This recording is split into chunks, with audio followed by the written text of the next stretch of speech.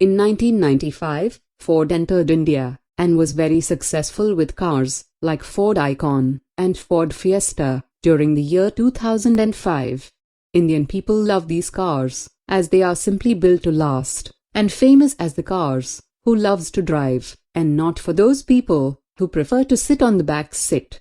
With launch of Ford Figo, the smallest car ever launched by Ford India was so good to drive that it became the most awarded car ever by winning 20 Indian Automotive Industry Awards during the year 2010 to 2011.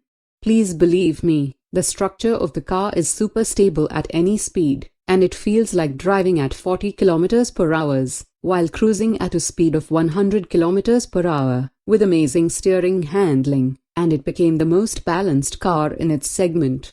This small Ford Figo is so strongly built that this car cannot be exploited due to its small engine, which refused to cross the 4,500 revolutions per minute mark.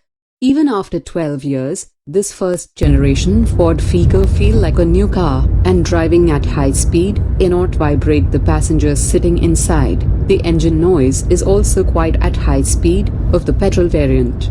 The mid-range of this car is weak, but with a lower gear surge, some power can be made up from the engine.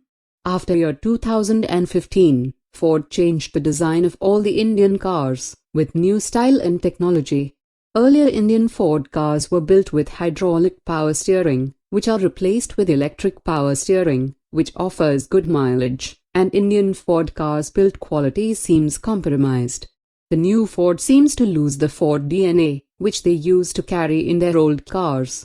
Ford started deleting some features, like its fabulous Sync 3 infotainment unit, from its cars just to save costs, and this didn't go down well as with customers. Ford India did not bring in new models, but with the small Ford cars they tried to compete with Maruti, which are cheap and highly fuel efficient, and failed miserably. At present, even Toyota are selling their cars through Maruti, which is utterly reliable, sold through a well-oiled distribution network that reaches every corner of the country.